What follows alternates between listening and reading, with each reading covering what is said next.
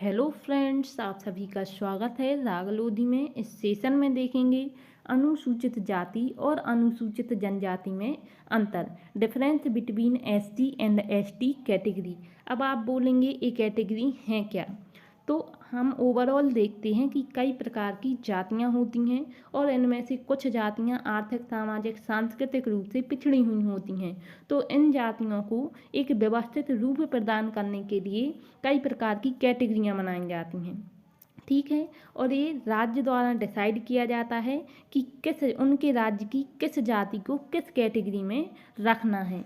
आप सभी जानते हैं, जैसे आपकी ओबीसी कैटेगरी हो गई, ओबीसी का full form other backward class होता है। अन्य पिछड़ा वर्ग एससी हो गई, शेड्यूल कास्ट अनुसूचित जाति। एसटी हो गई शेड्यूल ट्राइब्स अनुसूचित जनजाति। एक आपकी जनरल कैटेगरी होती है जो कि सामान्य वर्ग है।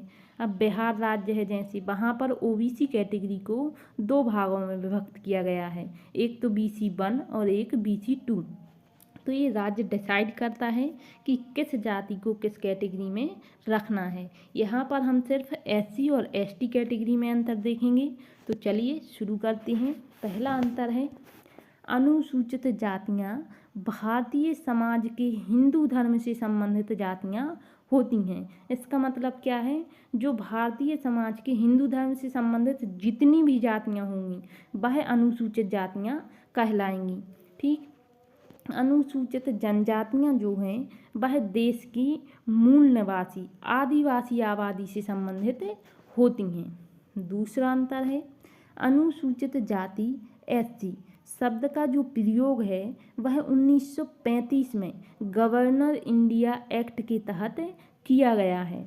और अनुसूचित जनजाति ST शब्द का जो प्रयोग है वह स्वतंत्र भारत के संविधान में किया गया है। ठीक है। तीसरा अंतर है 2011 की जनगणना के अनुसार अनुसूचित जातियां भारत की कुल जनसंख्या का लगभग 16.6% है। अब मान लो भारत की जो कुल जनसंख्या होगी वह अपने आप में 100% होगी, और इस 100% का 16.6% जो है वह अनुसूचित जातियां निवास करती हैं। ठीक। और 2011 की जनगणना के अनुसार अनुसूचित जनजातियां ST कैटेगरी जो है वह भारत की कुल जनसंख्या का लगभग 8.6% है। वही कि 100% होगी कुल जनसंख्या, उसका 8.6% जो है वह अनुसूचित जनजातियां ST कैटेगरी निवास करती है। चौथा अंतर है 2011 की जनगणना के अनुसार भारत के राज्यों में पंजाब की अनुसूचित जातियों की जो प्रतिशत संख्या है वह सबसे अधिक लगभग 32% रही। अब आपने अभी देखा तीसरे अंतर में कि जो पूरे भारत में अनुसूचित जातियां हैं वह 16.6% निवास करती हैं। ये अपने आप में 100% होंगी, और इनके 100% का सबसे अधिक जो संख्या है 32% वह आपके पंजाब राज्य में निवास करती हैं। ठीक है। 2011 की जनगणना के अनुसार भारतीय राज्यों और केंद्र शासित प्रदेशों में मिजोरम और लक्षद्वीप, यहाँ पर लक्षद्वीप होगा, लक्षद्वीप में अनुसूचित जनजातियों की प्रतिशत संख्या सबसे अधिक लगभग 95% रही। तो आपने देखा कि जो कुल जनसंख्या है भारत की 100% मान लो, उसका 8.6% जो है वह अनुसूचित जनजातियां निवास करती हैं। अभी 8.6% ST कैटेगरी है, यह अपने आप में 100% होगी, और इसकी 100% का 95% सबसे अधिक भाग जो है वह मिजोरम और लक्षद्वीप में निवास करता है। ठीक।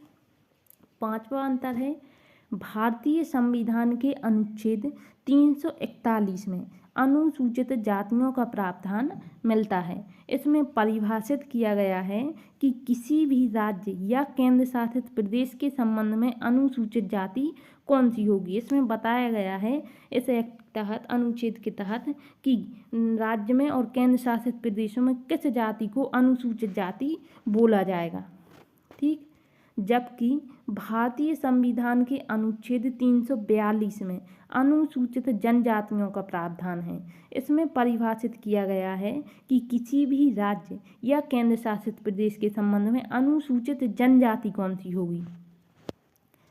छठा अंतर है राष्ट्रीय अनुसूचित जाति आयोग एक भारतीय संवैधानिक निकाय माना जाता है। इसकी स्थापना जो है वह अनुसूचित जातियों के लोगों के आर्थिक, सामाजिक, सांस्कृतिक हितों की रक्षा करने के लिए की गई थी। ठीक है, अब कोई बोलेगा ये निकाय क्यों बनाया गया, तो जो अनुसूचित जाति के लोग हैं उनकी आर्थिक रूप से, सामाजिक रूप से, सांस्कृतिक रूप से सहायता करने के लिए बनाया गया है। ठीक इसी प्रकार राष्ट्रीय अनुसूचित जनजाति आयोग भी एक भारतीय संवैधानिक निकाय है और इसकी स्थापना जो है वह अनुसूचित जनजातियों के लिए 89वें संविधान संशोधन अधिनियम 2003 के माध्यम से की गई थी।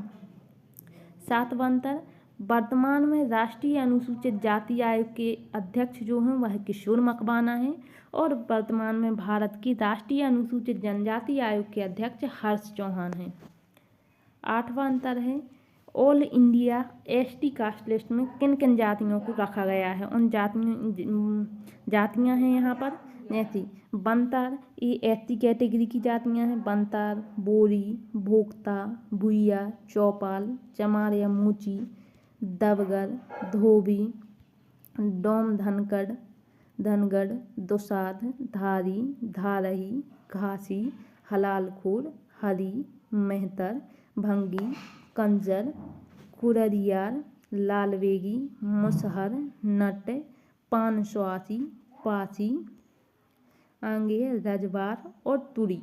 तो ये इतनी जातियां जो हैं आपकी ओवरऑल ऑल इंडिया में एसटी कैटेगरी में रखी गई हैं। जबकि ऑल इंडिया एसटी कैटेगरी में शेड्यूल्ड ट्राइब्स अनुसूचित जनजाति जातियों की लिस्ट है ये, जैसे असुरागलिया, बैगा, बंजारा, बाथुदी, बेदिया, विंझिया, बिरहोर, बिरजिया, चेरो, चिकबरेक, गोंड, गौरीत, खरवार, खोंड, किसान नागेशिया, कोरा, मुदी कोरा, कोरवा, माहली, लोहार, लोहरा, मुंडा पतार, माल पहाड़िया, कुमारभाग पहाड़िया, धांगर, यहाँ पर धांगर, धननगर, परहैया, संताल, सौरिया पहाड़िया, सावर, कवार, कोल, थारू, हो, करमाली, खरिया, धेल की खरिया। तो इतनी इन जातियों को जो है ओवरऑल ऑल इंडिया में एसटी कैटेगरी में रखा गया है। तो यहाँ पर हमने एससी और एसटी कैटेगरी में डिफरेंस देखा। यदि आपको वीडियो पसंद आई हो तो लाइक करें और चैनल को सब्सक्राइब जरूर करें। Thank you.